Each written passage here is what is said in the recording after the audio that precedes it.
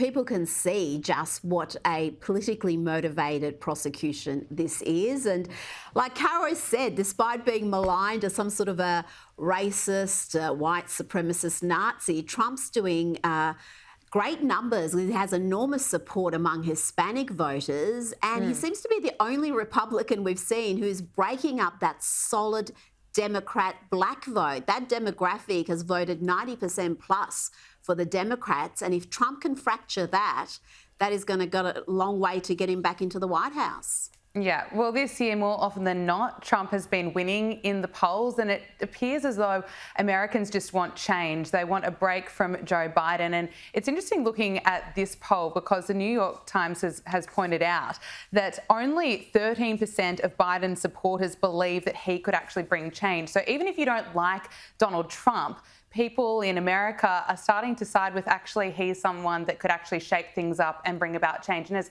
Caro, you pointed out that some of the core issues for American voters right now, the state of the economy, the crisis, cost of living crisis, and also migration. We've seen the southern border crisis just escalate, and the Americans that I've been speaking to regularly say that this is just no longer an issue when it comes to the southern border. It's impacting Americans right around the country. So, look, another unfortunate loss, I suppose, for Joe Biden. He's got a few months to go, of course, until we get to November 5, but things aren't looking good for him.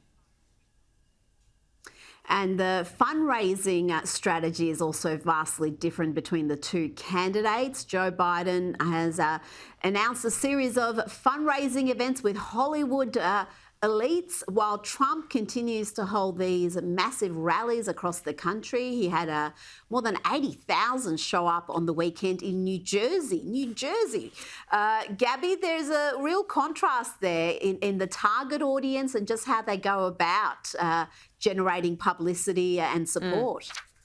And just look at that vision, the amount of people that have turned out to support Donald Trump. You know, it's amazing what it does for those towns as well. It's a boost to the local economy.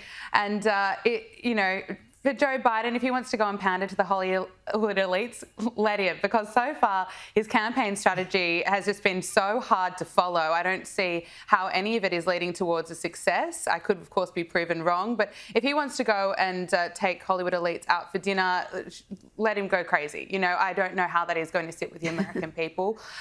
It's also, I don't know who's really behind his campaign team, who is helping him, because if you put him in front of the camera, of course, he just makes mistake after mistake, and then if you hide him away, that doesn't help his case either. So I think the Democrats really need to find someone else. Obviously, I saw a post the other day, and it was, can someone actually stand up and say they believe he is the best man for the job? They believe that he is mentally fit to lead America for the next 4 years. Would someone like to stand up? I'd love to meet that person. Where are they? Because unfortunately, Joe Biden, he just keeps making mistake after mistake. And no wonder we're seeing polls come out like we've just seen today with Donald Trump absolutely dominating.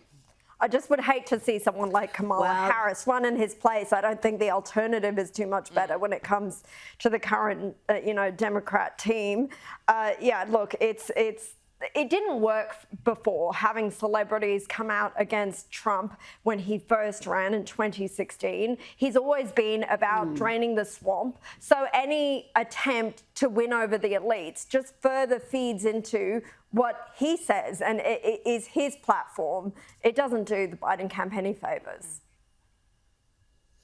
No, not at all. And they've left it late if they want to change candidates. It could still happen, but I don't think it's going to be Kamala. She is wildly unpopular as well. So Gavin Newsom is always a possibility. The California governor is very polished. I mean, California is a mess, but he will get a dream run from the media. And the outsider, she's not really an outsider, but Michelle Obama's name is still being mentioned in relation to a possibility of running, a very, very small possibility, I would think.